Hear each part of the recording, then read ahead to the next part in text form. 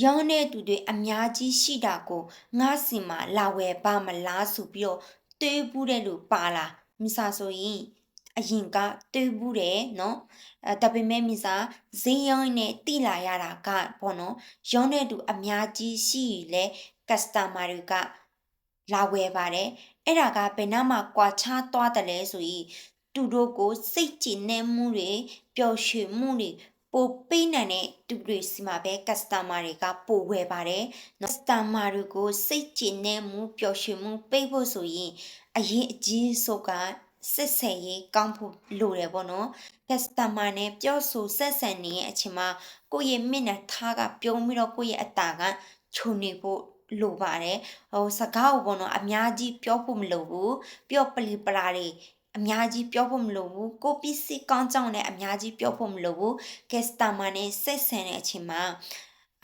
ပြုံးပြီးတော့စကားကိုချွတ်ချွတ်တသားလေးပြောဖို့ပဲလိုပါတယ်